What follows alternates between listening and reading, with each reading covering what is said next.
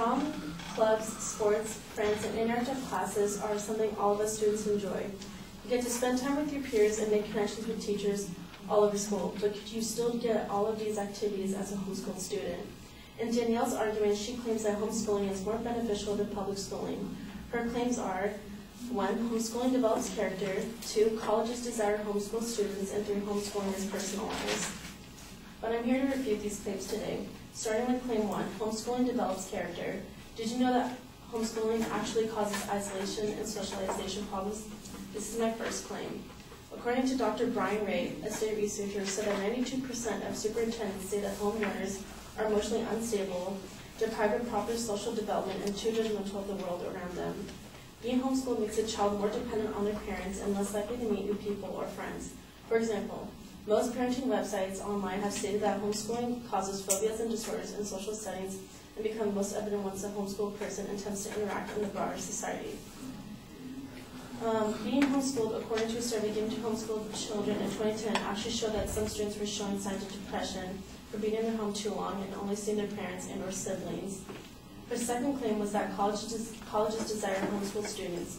Yes, colleges are open to any students enrolling in the university, but the statistics of a homeschool student graduating and their GPA compared almost identical to a public school student.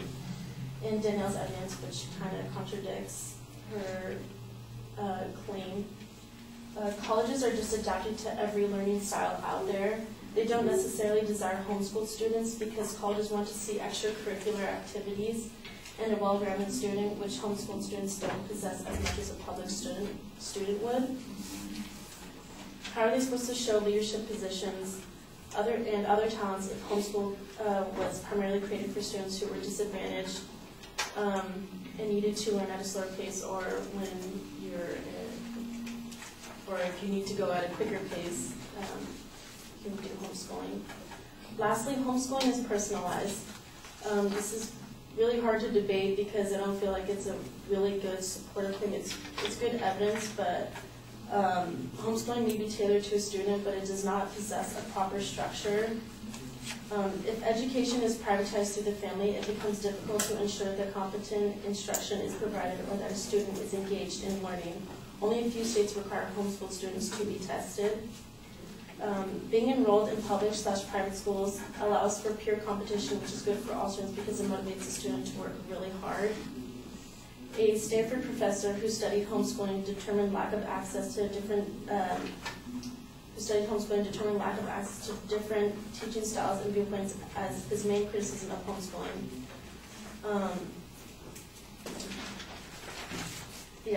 Homeschooling is hard without support from your peers and multiple teachers, because if you're just learning from one particular learning style, how are you going to interact when you go to university, or how are you going to adapt to certain other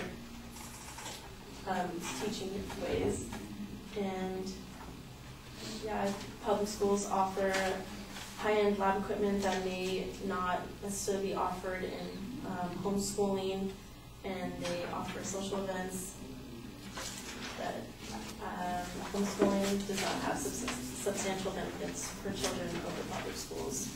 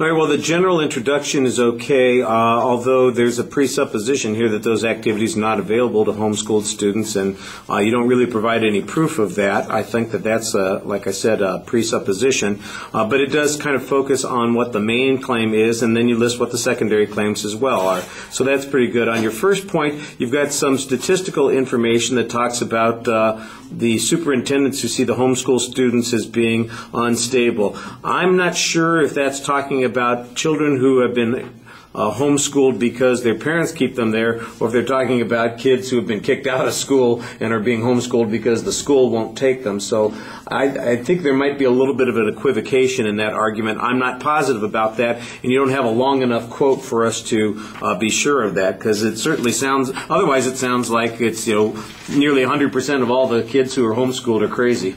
And that, I don't think that that's really a safe inference to be making. On your second point, I think that you have an okay label. It sounds like the first piece of evidence is actually the advocate's evidence, and you're saying that they're roughly equivalent in GPA. So in essence, it's not really an advantage for homeschooling. It's just a lack of a disadvantage for homeschooling. And so I understand your analysis on that particular point. If you could show, for instance, that the colleges do in fact need diversity of styles or something like that that's going on. Again, there seems to be a presupposition that there aren't leadership options or possibilities when people are homeschooled. I assume that that depends on the kind of homeschooling that somebody gets. And I don't know what all of the states require, because they all have different rules on what the homeschooling can consist of. And like you said, some states do require testing, others don't. Is there any information that compares the two? I think you need a little bit of information on that. On the personalized issue, you in essence argue that that isn't really an appropriate thing to decide on, because we ought to have a diversity of learning styles, and the learning, and that the students should learn to adapt to the instruction that they get. And I think that's an interesting idea. If you could show, for instance, that that is true at colleges, you kind of make a presupposition that it's true at the college level. I think that that would be a stronger argument there. All right, there are a lot of assertions and assumptions on that last point that I think need a little bit more information. And then the evidence on the first point, I think, needs to be a little bit clearer as to what it's talking about. All right, thank you.